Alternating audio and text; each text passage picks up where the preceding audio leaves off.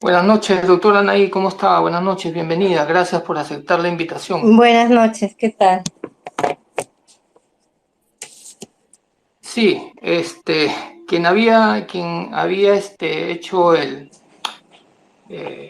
el trámite para la invitación hacia ustedes, Raúl, pero ha tenido un inconveniente y era básicamente para participar en nuestro space. Así que bienvenida nuevamente. Sí, con gusto. Pues le comentaba que tengo hasta las 9 para poder conversar y a disposición. Listo. El tema básicamente es el que usted nos recomendó. Y creo que es importante. Ya lo hemos venido tratando desde el punto de vista legal, constitucional. Acá ha estado Wilfredo Robles, lo hemos visto con un joven también abogado constitucionalista. Eh, pero las preguntas siguen ahí flotando, ¿no? O sea, está bien, vamos a tocar el tema desde el punto constitucional, legal, pero desde algún punto de vista político, este, ¿cómo lo ve usted? ¿Cuál es el análisis, ¿no? La Asamblea Constituyente verdaderamente, vamos a poner en duda todo, verdaderamente es una salida a la crisis en el Perú, ¿con eso bastaría? Bueno, claro, hay que partir de que estamos viviendo una crisis muy profunda, ¿no? No ha empezado ahora ni el 7 de diciembre, ¿no? Tenemos ya arrastrando este proceso de crisis un buen tiempo y creo que esto también se revela en, en incluso exclusiones históricas más de largo plazo, ¿no? Lo que dice la gente que se moviliza en el sur, ¿no? No es el 7 de diciembre, son 200 años. Entonces creo que todo esto se ha condensado en este momento político y está evidenciando que necesitamos un proceso de regeneración muy profundo, ¿no? No solo eh, cambiar la constitución, cambiar tal o cual artículo, hacer tal o cual reforma política, sino poder reencontrarnos como sociedad. Yo creo que ese es un poco el desafío abierto, ¿no? Y el que muchos se niegan a dar paso, ¿no? Y creo que justamente el tema constituyente es un paso en esa línea de generar un nuevo momento histórico para el país, ¿no? Donde finalmente estén incluidos todos estos peruanos que no lo han sido. Entonces creo que por ahí va el tema, ¿no? El proceso constituyente como un momento de justamente fundacional, refundacional del país, ¿no? Yo creo que es un poco la idea y creo que así también lo están entendiendo como decía, la población que se ha movilizado, ¿no? El momento, la oportunidad que no tuvimos en el 93, que no tuvieron los pueblos originarios, por ejemplo, durante 200 años, para discutir qué clase de Estado quieren, qué tipo de sociedad queremos, ¿no? Es un momento de politización y, como decía, de debate finalmente, donde se pueden encontrar posiciones muy diversas, ¿no?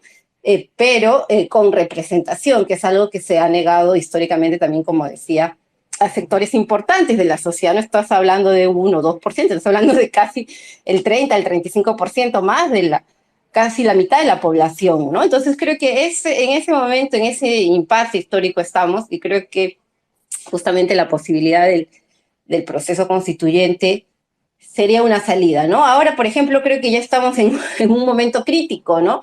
Se dice que la vacancia fue mal hecha, hay un gobierno ilegítimo que respondió ilegítimamente a otro proceso que sería también ilegal, que no se cerró el Congreso de forma legal, que tampoco se vacó al presidente de forma... Estamos en un limbo jurídico que en realidad está evidenciando esa crisis sistémica y al final lo que se está imponiendo es la fuerza, ¿no? Entonces sí creo que es tal la crisis de tal profundidad que necesitamos una salida de fondo, ¿no? De lo contrario, vamos a seguir dando vueltas en círculo en la inestabilidad, la ingobernabilidad, el desencuentro, la represión, ¿no? Creo que eso nos deteriora muchísimo como sociedad y nos rezaga, ¿no? Frente a nuestros vecinos que van avanzando, frente a nosotros mismos, ¿no? Seguimos repitiendo problemas de exclusión, de pobreza, etcétera. Sí, pero lo que vemos acá, lo que se nota, es que esta crisis eh, es, eh, está cada vez peor. O sea, lo que estamos viviendo es una involución se está degradando, se está visibilizando lo que supuestamente nos había llevado a una, entre comillas, estabilidad económica, a una constitución que cambió el Perú, gracias a ella, somos lo que somos, crecemos lo que crecemos, etcétera, etcétera. Pero eso quedó en una narrativa, ¿no? O sea, solamente fueron cifras, fueron indicadores, pero lo que estamos notando y lo que ha movilizado a la población del interior, lo que estamos ya comentando es que se necesita un paquete de cambios, ¿no? O sea, la Asamblea Constituyente, como usted bien lo ha mencionado, pero eso también tiene que venir con refundar y cambiar y reorganizar el sistema de justicia, ¿no? También creo yo que hay que cancelar esta clase política que sigue terca, creo yo, ¿no? O sea, acá abajo acaban de publicar, de comentar, ¿no? Que siguen insistiendo que la mejor candidata es Keiko Fujimori, no entienden nada, ¿no? No sé qué piensa usted, ¿no? O sea, son tan tercos, son tan, bueno, no quiero calificar más, pero son demasiado tercos, ¿no? Bueno, son, a ver, dos cosas, dos temas que tú has planteado, ¿no? El primero sobre el modelo que está garantizando la Constitución. Una Constitución no se hace en el aire, no se hace para viabilizar un modelo de país, ¿no? La Constitución de 1978 se hizo en un momento de democratización, de luchas sociales, justamente para garantizar un modelo de Estado, de economía, que protegiera al ciudadano, que garantizara derechos, ¿no? Fue una constitución además histórica porque fue una asamblea constituyente, etcétera, ¿no? La Constitución del 93 también se hace para garantizar un modelo de sociedad y de país, ¿no? Que es el modelo neoliberal, ¿no? Y que a diferencia de la del 78, que garantizaba derechos, esto más bien lo que hace es garantizar servicios, ¿no? Entonces, el Estado deja de ser garante de derechos para ser promotor de la inversión privada y que el ciudadano pueda buscar los servicios de acuerdo a su bolsillo, ¿no? Entonces, claro, el crecimiento y todo esto que se nos decía, efectivamente ha sido un nivel macroeconómico, ha beneficiado a unos cuantos privilegiados, y ya hemos visto lo que ha pasado con la ciudadanía, lo vimos en la pandemia, lo estamos viendo con el dengue, servicios públicos por los suelos, el que tiene plata se salva, el que no, literalmente se muere, ¿no? Entonces, ese modelo de sociedad, de Estado, de mercado que garantizó la Constitución del 93 ya es inviable, ¿no? Y ese modelo de política también, porque también encierra un sistema político, ¿no? O sea, no, digamos que eso también hace la Constitución, da ese marco general sobre el cual se desarrollan las leyes y la convivencia de la sociedad. Por eso la gente apunta a la Constitución, ¿no? Porque sabe que se necesita esa reforma de fondo, ¿no? Y eso es una reforma integral, no es solamente ya hacer un referéndum por la bicameralidad, otro por la reelección, otro por... Y esto, y no es que no se pueda tocar la Constitución, ellos van a cambiar 53 artículos probablemente esta legislatura. Lo que pasa es que no la quieren, no quieren que la toque el pueblo, no quieren que la gente decida, ¿no? Y esa es una característica propia del neoliberalismo, ¿no? La discusión política se anula, no quieren que nadie hable, solo los expertos o solo ellos que están monopolizando el poder, ¿no? Entonces, eso es lo grave del momento que estamos viviendo, ¿no? Que se está negando el paso al poder constituyente que podría rediscutir el país, darnos un nuevo aire de convivencia, y se está negando a balazos, ¿no? No es que lo están negando con discusión, con un diálogo, ¿no? O sea, la gente votó por un candidato que prometía abrir ese proceso constituyente. Castillo, mal que bien, presentó su proyecto de ley al Congreso, el Congreso lo archivó y no contento con archivarlo, presentó y aprobó una ley para impedir que la gente lo pida el cambio de constitución vía referéndum. O sea, ya qué más, ¿no? Y luego de que se niega eso, pues cuando salen a protestar porque se destituye al presidente, metes bala y tenemos una situación en que el Congreso, si quiere mañana y consigue los 88 votos, puede aprobar que la Tierra es plana, ¿no? Y sin ningún inconveniente. Y luego, pues sí, a ese nivel hemos llegado, ¿no? Entonces sí creo que ha sido muy importante dentro de todo esto que la ciudadanía tenga más conciencia, salga a las calles y siga demandando, ¿no? Creo que esta reivindicación del proceso constituyente como una forma de salir de esta crisis, una forma democrática además, ha ido ganando terreno, ¿no? Las encuestadoras no les gusta preguntar el tema, pero la última vez que preguntaron, creo que fue hace un par de meses, casi el 70% de la población estaba de acuerdo con cambiar la Constitución, ¿no? Y de ir a un referéndum, que hasta eso niegan, ¿no? Entonces sí creo que ese es un proceso que está abierto, que está siendo demandado por la población. Yo creo que si las protestas vuelven en julio se va a seguir demandando. Y la derecha pues va a seguir moviendo sus fichas, ¿no? El fujimorismo no pone a Keiko por necio, es porque es la que les asegura más votos, no tienen otra figura que pueda tener ese arrastre, ¿no? Y creo que la derecha misma está en un momento también bastante complicado, ¿no? ¿Cuál es la figura que les asegura ganar ahorita, ¿no? López Aliaga, Keiko, Hernando de Soto, ellos están también, creo que, dilatando el adelanto electoral o cualquier proceso hasta encontrar esa figura que les asegure no dejar el poder 5 años y luego otros 5 y así quedarse cuanto más puedan, ¿no? Entonces creo que estamos en ese, como decía, en ese proceso de reacomodo y de tensión también entre las fuerzas políticas, ¿no? Hoy anuncian que Keiko dice que no luego, pero seguimos ahí pendientes de lo que haga ella, porque, como decía, finalmente es la que arrastra más votos, ¿no?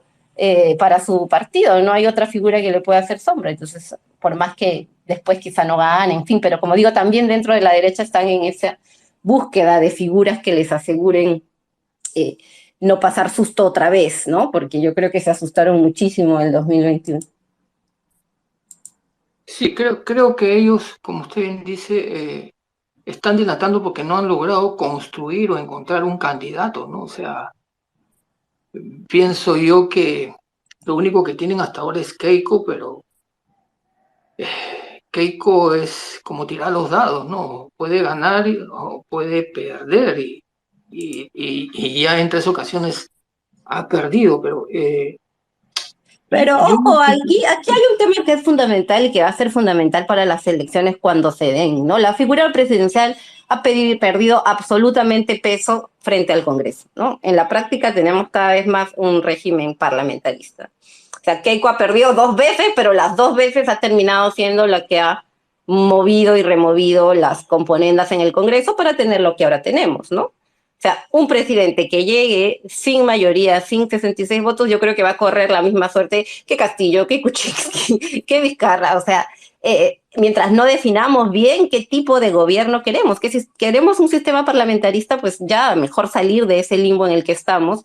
Yo digo en el proceso constituyente, porque de este Congreso no espero nada, que se discuta qué régimen político queremos, ¿no? A lo mejor la mayoría de gente sí quiere un régimen parlamentarista, pero lo que tenemos ahora, que es un engendro de parlamentarismo y presidencialismo, está llevándonos a este deterioro también, ¿no? Entonces, de nada sirve que estemos discutiendo quién va a ser el candidato presidencial cuando más importante es quiénes sean esos 66 que van a terminar definiendo si te vatan cada 3 meses o no, como hicieron con Castillo, o si te censuran tus ministros, o si no te dejan salir al extranjero. Entonces, sí, yo creo que ya a estas alturas estamos en un parlamentarismo de facto, ¿no? Y eso debe sincerarse, ¿no?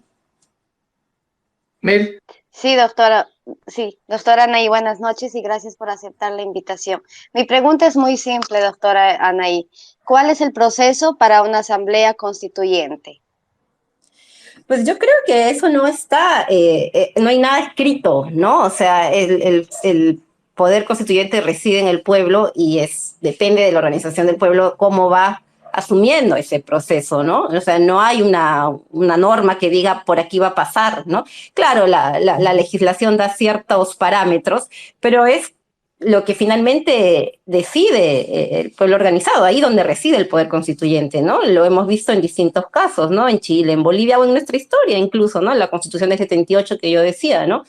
Surge no porque había una ley que salió y que dijo hágase la Constitución de 78, fue un acumulado de luchas sociales contra el régimen militar de Morales Bermúdez, que ya estaba en decadencia y que veía que para poder sobrevivir también había que abrir este proceso constituyente, ¿no? O el 93, que autoritariamente se impuso un proceso constituyente, ¿no?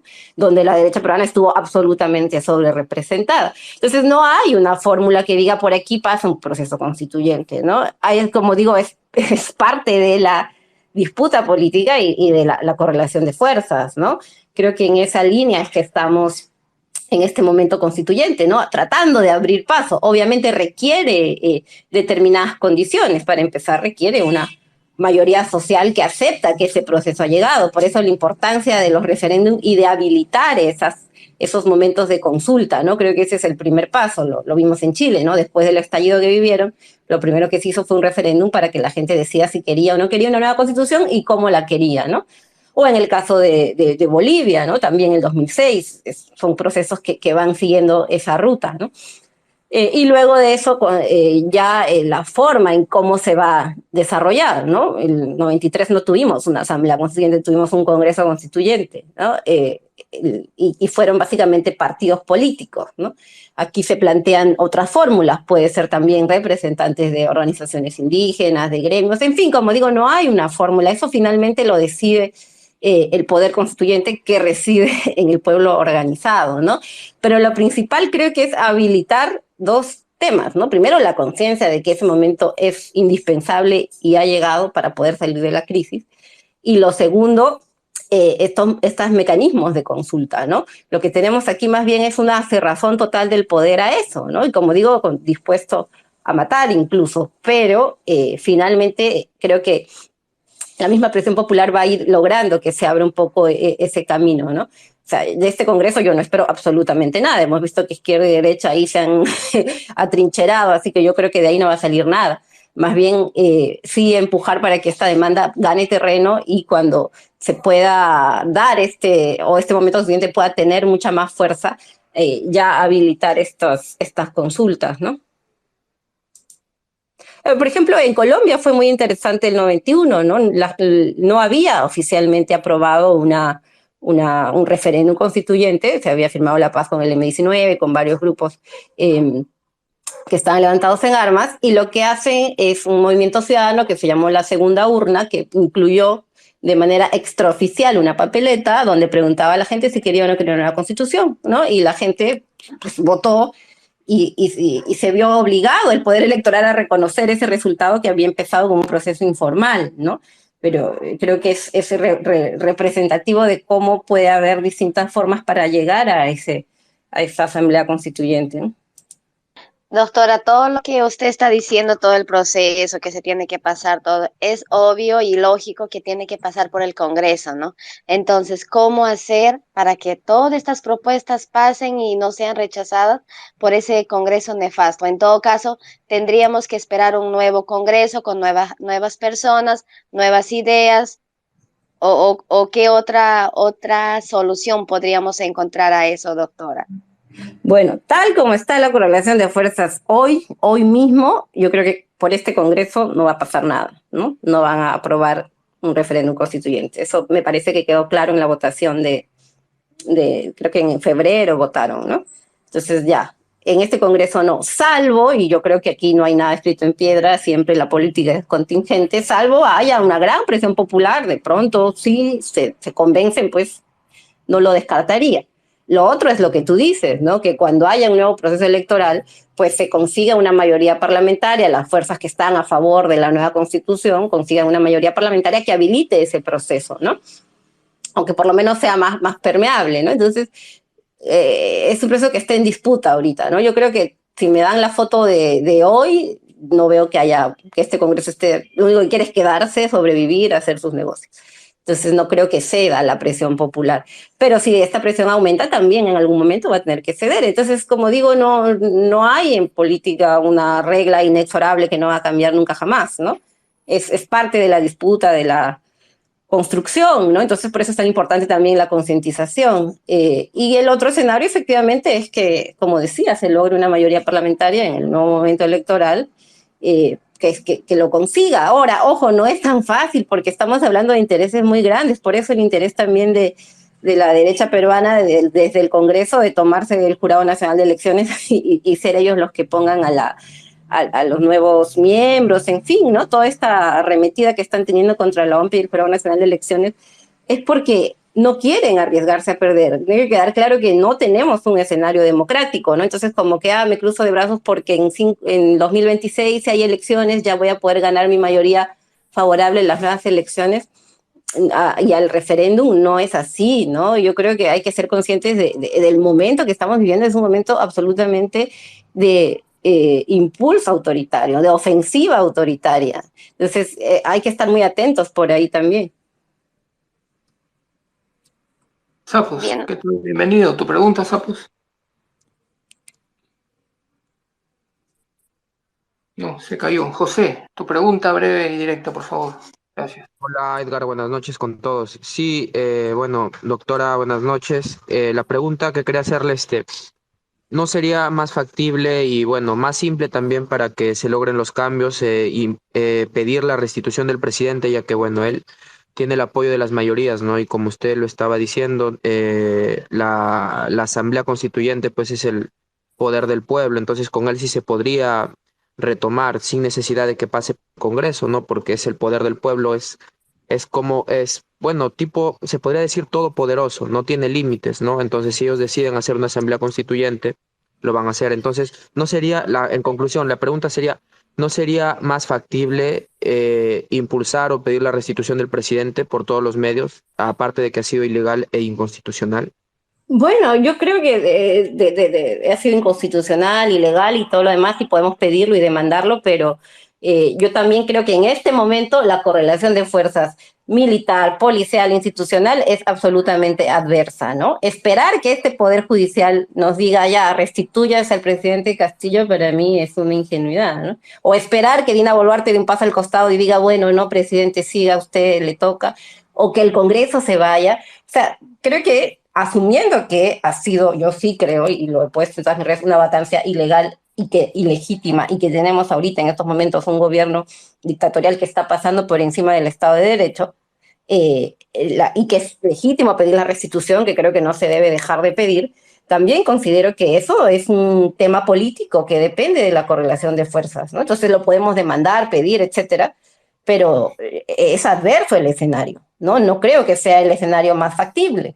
Y si se produce, asumiendo en el hipotético caso de que llega una orden de la Corte Interamericana y Dina Boluarte la cata y da un paso al costado, pues el Congreso no se va a ir. Entonces, ¿qué vamos a volver a la situación del 2021-22? O sea, el presidente Castillo nuevamente gobernando con este Congreso. Entonces, estamos en un impasse histórico, por eso decía, ¿no? Entonces, los poderes son ilegítimos ahorita, el voto popular ha sido cooptado, encarcelado, entonces necesitamos como que, por eso decía, relegitimar, o sea, en realidad lo coherente sería en este momento, o lo hubiera sido que Dina Boluarte no asumiera, y en todo caso, pues inmediatamente hubiera un proceso de nuevas elecciones, entonces se renovaba un poco por ahí. Pero ahorita estamos en un impasse bien difícil, ¿no? Yo creo que lo que toca es seguir acumulando y luchando, y como digo, hay banderas legítimas, la restitución me parece una bandera legítima, como digo, no me parece muy factible, solo hay dos casos de restitución histórica en la historia contemporánea en América Latina. El único caso exitoso de restitución fue el del presidente Chávez, y fue a los 2 días y tenía todo el ejército de su parte. El otro ha sido Turquía, pues más lejos, otra situación, ¿no? Entonces no hay que perder de vista eso. Yo creo que asumiendo que es muy importante denunciar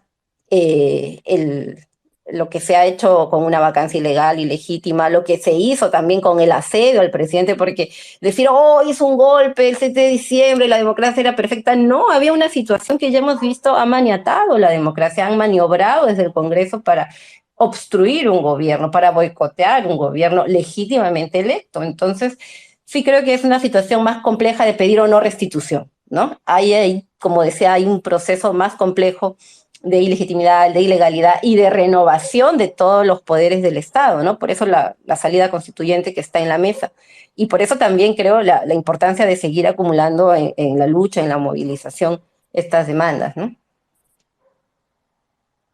Parece que tiene problemas. Sí, se escucha muy intermitente. Ajá. Sí. Milagros, tu pregunta, por favor, buenas. Disculpa, ¿se escuchó lo Sapos, por lo ¿estás? menos? ¿Puedes repetir? Por favor, la última parte no se escuchó. No se escuchó, qué lástima, no sé hasta qué parte se escuchó. Yo La pregunta al final.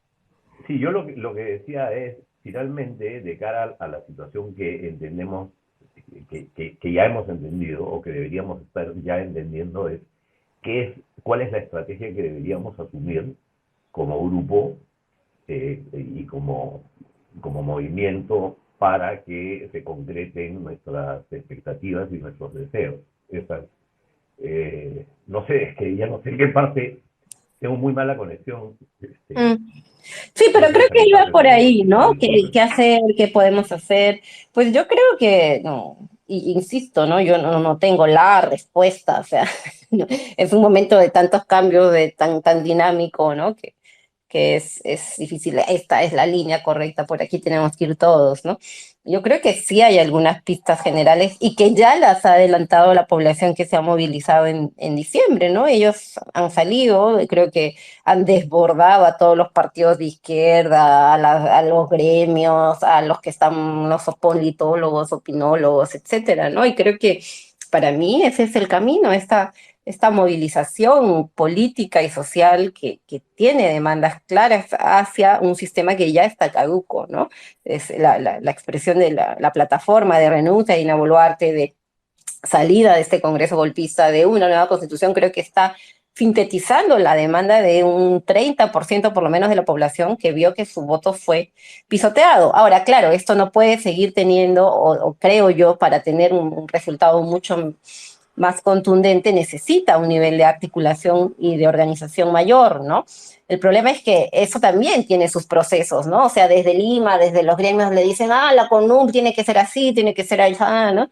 Tiene que pedir esto y lo otro, o tiene que ya pedir el adelanto de elecciones. Yo creo que son procesos que se han abierto. Lo que estamos viviendo en el sur, he tenido la suerte de estar por allá y participar en varias reuniones, es un proceso de politización, de aprendizaje, de ensayo, de error, ¿no? Y creo que lo que toca es también articularse, sumarse, a organizarse. Para mí por ahí va. Hemos sido una sociedad muy desorganizada, ¿no? La izquierda, para hablar de la izquierda, que debería tener un rol transformador, absolutamente elitista y replegada, ¿no? En ONGs, en fin, ¿no? Hemos estado, creo que, bastante marginales, ¿no? Entonces, ¿cómo volver a conectar con ese mundo popular que desbordó, como decía, ampliamente, ¿no? Entonces, creo que va por ahí para mí, ¿no? Es pensar que hay una estrategia que sea ya sacamos a Dina, ¿no? Creo que hay que asumir que esto es una batalla en muchos niveles, en el corto, en el mediano y en el largo plazo, ¿no? Y para mí lo principal es atender las dinámicas de movilización que se están dando en el país, ¿no? Que ojalá avancen, como decía, en niveles de organización, de coordinación, de unidad también, ¿no? Y que bueno, eso creo que es lo principal en estos momentos, ¿no? Creo que lo institucional está bastante viciado. El Congreso, como digo, no va a pasar nada de ahí. Es una vergüenza que sigan habiendo 43 congresistas que dicen que son o que llegaron con una bandera de izquierda y ahora pues votan igualito que la derecha. En fin, ya nadie distingue unos de otros. Eh, el Poder Judicial igual. Entonces creo que por el lado institucional no va a venir algún cambio, ¿no? Más bien creo que va a venir por esta fuerza que se está movilizando y creo que ahí hay que sumar, ¿no? Hay distintas fuerzas vivas que tienen que articularse, ¿no? Digo, y no necesariamente partidarias, porque también ese es otro, no todo el mundo está inscribiendo su partido, más bien también las mismas universidades, los gremios, en fin, ¿no? Creo que es un momento clave para politizar la sociedad peruana y, como decía, para avanzar en niveles de organización real, ¿no?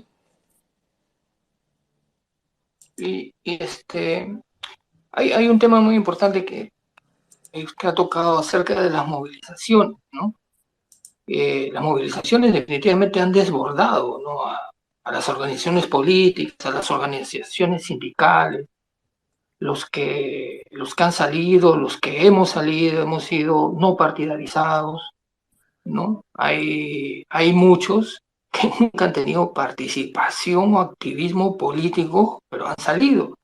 Entonces, dentro de todo este movimiento, este fenómeno, si cabe el término, creo yo que es súper importante lo que se podría lograr, ¿no? Porque recordemos, antes la derecha se oponía al incremento de la remuneración mínima vital, se oponía a que toquen los contratos ley y, y sobre todo a que no toquen el capítulo económico. Pero estamos viendo que no solamente se trata de eso, ¿no? El tema que queremos, que solicitamos, es integral, ¿no? Los hermanos de regiones quieren reivindicaciones, necesitan reivindicaciones históricas y, como usted bien dice, la refundación, ¿no? Muy, y muy ligado a eso también está el tema político, ¿no? La renovación de la clase política, y creo yo que hay una generación que está pidiendo y va a pedir su espacio, ¿no? ¿Cómo ve o cuál es su análisis acerca de este tema de las movilizaciones, doctora? Sí, bueno, creo que ya lo hemos ido conversando, ¿no? Hay un sector popular que se va concientizando, se va politizando, ¿no? No es que antes no haya habido movilizaciones, efectivamente ha habido muy masivas, ¿no? Lo que vimos en Conga, en Cajamarca, el paro amazónico de Bagua, la ley Pulpín, en fin, ¿no? En todos estos 20 años de neoliberalismo hemos tenido distintas protestas, conflictos, pero claro, eran más bien de este tipo más sectorial, más economicista, digamos, no más gremialista. Lo que vemos ahora es una irrupción nacional con una demanda más política, ¿no? Y la gente lo enuncia en esos términos. Sí, ahora tenemos una plataforma política, porque también eso es parte de la ciudadanía. La ciudadanía no solo se moviliza por cuestiones económicas, también por derechos políticos, ¿no? Y sobre todo si siente que sus derechos políticos no están siendo respetados. Yo creo que la salida, la destitución del presidente Castillo detonó esa sensación de exclusión, ¿no? Ejerzo mi voto, el voto me da poder supuestamente para llevar adelante un programa de gobierno, voto por Humala y se voltea a los 3 meses, ¿no? Y ahora voto por Castillo y lo boicotean. Primero lo niegan, dicen que es un fraude y después lo boicotean 15 meses y luego lo sacan. Entonces, hay esa sensación de que tu voto no vale igual. Y como digo, se retroalimenta con exclusiones históricas, ¿no? Entonces, sí creo que eso ha sido muy representativo, pero ha sido muy representativo también de la desconexión de la clase política con los sectores populares que estaban buscando una representación, ¿no? Pasó el 2021 cuando ganó Castillo, ¿no? Un montón de gente dijo, uy, ¿de dónde salió? Nunca estaba en política, es nuevo. Y no, la gente lo conocía, se identificaba, pero era este 20% que los sectores limeños ni vemos, ¿no? Y ahora nuevamente con las movilizaciones, uy, ¿de dónde salió esta gente, no? Y no, es esta gente que ha estado votando, que ha estado buscando representación, que ha estado buscando que se respete también su posición y que hemos visto las élites y los grupos de poder han pisoteado, ¿no? Entonces creo que eso es lo potente de las movilizaciones porque traen una impugnación histórica por un lado y traen también una demanda de un nuevo pacto social de país, ¿no? Creo que eso va a ser, está siendo fundamental. Claro, esto se tensiona con las estructuras ya existentes, ¿no? Hemos visto la tensión con la CGTP, con los gremios, porque son estructuras que ya no están representando esta sociedad que se ha movilizado, ¿no? ¿Y quiénes son? Pues yo veía, estaba haciendo un trabajo de campo, ¿no? Los mototaxistas, los colectiveros, toda esa sociedad, ese mundo popular que ha surgido estos últimos 20 años también al amparo del neoliberalismo, digamos, ¿no? La liberalización del transporte trae que pues haya colectivos, mototaxis, etcétera. Y es gente que también busca representación, ¿no? Entonces creo que eso es importante y ojalá que ahora que se anuncie una nueva, y que ha sido respondida de una manera brutal, ¿no? O sea, no hemos visto nunca bueno, nunca esto, hablando del 2001 en adelante, ¿no? Esta bestialidad para disparar, para herir, para matar, ¿no? Este desprecio por la vida del poder, que nuevamente se retroalimenta con cuestiones históricas, ¿no? O sea, porque son quechohablantes, porque están en el sur, porque son más empobrecidos, pues la potestad de dispararles a matar y decir son terroristas, ¿no? Pero bueno, yo creo que ahora que viene que se anuncia una nueva jornada de movilización, porque nadie ha quedado contenta con esta situación, creo que va a ser importante seguir de cerca también qué acumulación hay, ¿no? Cómo se desenvuelve. Gracias, doctora. Milagros. Gracias. Buenas noches con todos, buenas noches con la doctora también. Bueno, ya ha respondido muchas de las inquietudes creo que teníamos, pero surgen más y yo le quería plantear tres inquietudes, ¿no? Primero que usted ha hablado de la necesidad de un nuevo pacto social, pero tenemos el tema de que tenemos muchos políticos, no sé si llamarlos líderes al día de hoy, porque también los compañeros han comentado que las movilizaciones, los grupos sociales han sobrepasado la acción y la actividad política de ciertos representantes de los partidos que todavía se dicen de izquierda, ¿no? Esas personas que debieron de participar también en las marchas, en las protestas, no estuvieron ni ahí, ni estuvieron a la altura de poder defenderlas, ¿no? Entonces, ¿cómo firmar ese nuevo pacto social si en este momento, y usted creo que también lo ha dicho, no contamos con líderes que representen un sector importante ideológico de la población, ¿no? Político, ideológico de la población? No existen esos líderes que deberían de estar encabezando y dirigiendo y complementando la acción de los grupos sociales. Entonces, ¿por qué cree usted que estos líderes que se empecinan y se empeñan en salir en los medios de comunicación, en salir como representantes cuando creo que de producto de esas marchas no se los ha reconocido como tales, ¿no? Y siguen ellos persistiendo?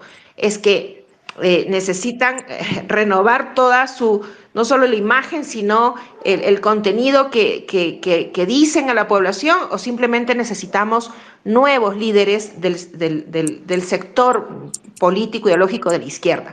Uno. Y dos, hay un trabajo importante que están haciendo los partidos políticos de derecha y los políticos de derecha de tejer una red de alianzas con otros sectores de derecha también de países vecinos, Ecuador, en Chile, incluso el Foro de Madrid, que hizo una sesión en Lima también, y se dan no, posiblemente es así, pero también dan la imagen, la sensación a la ciudadanía que son un grupo pues más sólido, más potente, con capacidades, dicen ellos, pues para dirigir, ¿no? ¿Por qué no hay esta aptitud, esta iniciativa de los sectores de la izquierda para lograr también tejer esas redes, ¿no?, en países vecinos, de tal forma, porque también en otros países están siendo atacados por cierto sector de la prensa y de la ciudadanía los actuales gobiernos de izquierda en sus respectivos países? Pero ¿por qué no hay? ¿Por qué hay ese abandono? ¿Por qué se siente ese abandono aquí en Perú, sobre todo de otros sectores de la izquierda de otros países vecinos e incluso de sus autoridades que se llaman de izquierda? ¿Por qué ese abandono? ¿Por qué eso? Dejarnos solos frente al peligro, digamos, ¿no? Gracias, doctora. Bueno, respondo a esto y ya me voy retirando, no sin agradecerles la invitación. Bueno, sobre lo primero, los líderes, yo creo que están surgiendo líderes, van a surgir líderes, se foguearán líderes, ¿no? O sea, no tenemos por qué ver solamente el staff que ya conocemos, ¿no? No, yo creo que más bien en estas luchas están surgiendo una generación de líderes muy potentes, ¿no? Más allá del ideológico, sean de izquierda o no de izquierda, se reafirmen marxistas o no.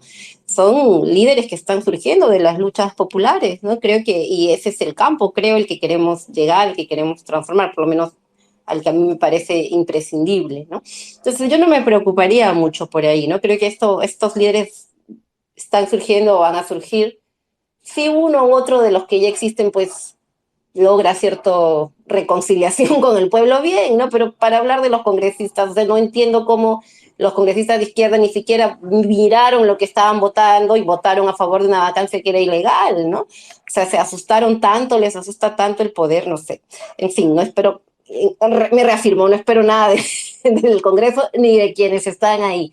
Entonces, por ahí no va a pasar. Yo creo que los liderazgos van a surgir y, como digo, a buena hora si alguno de los que ya existe logra conciliarse con el pueblo, que no lo han hecho, y creo que por eso no iban a las marchas. Si iban a las marchas los votaban, y de hecho los votaron a muchos, ¿no? Vimos en Cusco, vimos en varias regiones cómo eran echados, porque la gente los había visto pactar. No podía ser que estuvieran votando a favor y de reunirse avalando a quien el pueblo consideraba una traidora. Entonces ha sido un momento muy determinante, ¿no? Entonces sí creo que muchas carreras políticas han tenido, no sé si su fin, pero por lo menos un traspié bien profundo. con el pueblo que decían representar. Puede que la élite, la derecha, el centro les abra el espacio, no lo dudaría. Pero bueno, por el tema de los liderazgos no me preocuparía mucho, ¿no? Creo que eso es algo que va surgiendo y construyéndose en la misma dinámica política. Y la última pregunta ya se me olvidó. Pero bueno, eso es un poco lo que yo quería compartir, ¿no? Creo que hay que tener esta perspectiva, de la derecha, ¿no? Que la derecha sí había aprendido a tener más unidad y también el plano internacional. Pero yo creo que hay una crisis general de la izquierda en el mundo, ¿no? Hemos visto lo que está pasando en España, lo que ha pasado en Chile, ¿no? Todo el proceso constituyente terminó favoreciendo a la derecha al final. Y creo que pasa también porque las mismas izquierdas repiensen sus conexiones con ese pueblo al que aspiran a representar, ¿no? Cuáles son sus intereses, qué los mueve, cómo se conecta. No digo que dejen principios básicos, pero que hagan un esfuerzo. Creo que hay una elitización de ciertas izquierdas que les impide conectar con la población, ¿no? La derecha es más pragmática, se une hacia alianzas nacionales, internacionales, transnacionales, niega que hubo conquista, niega que hubo holocausto, o sea, y ya inventan una nueva historia y no les importa nada, ¿no? Y creo que hemos tenido en las izquierdas un repliegue muy grande, ¿no? Y como digo, incluso hasta situaciones de elitización, de desconexión que han terminado llevando a donde estamos, ¿no? Y creo que el esfuerzo tiene que ser doble, entonces, cómo conectas con los problemas de la población y cómo también vas acumulando en condiciones adversas, porque también es verdad que ellos tienen los medios de comunicación, el dinero, etcétera, ¿no? Entonces, desde esa posición ya de desventaja, poder superar la crisis y el repliegue, ¿no? Eso sería de mi parte. Nuevamente les agradezco la invitación y si ya me voy despidiendo. Muy bien, doctora Anaí. Muchas gracias por aceptar la invitación. Pero he visto que usted está teniendo programas. ¿Dónde la podemos ver? ¿Dónde podemos escuchar sus opiniones, sus entrevistas? Bueno, yo estaba haciendo mi programa en la línea, el portal La Línea P, efectivamente ahí escribo regularmente, hemos estado haciendo un programa de entrevistas, tenemos un break esta temporada hasta agosto por temas laborales y de autofinanciamiento, pero en agosto volvemos con todo y también los invito a seguir la línea que está en todas las redes como La Línea P, así que pueden encontrarnos en Instagram, en TikTok, en Twitter, en Facebook. Y ahí hay siempre información actualizada y también estoy yo publicando siempre que puedo.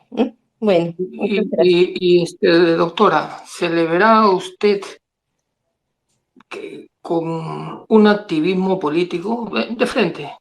¿Será candidato usted para algo o se reserva todavía la respuesta?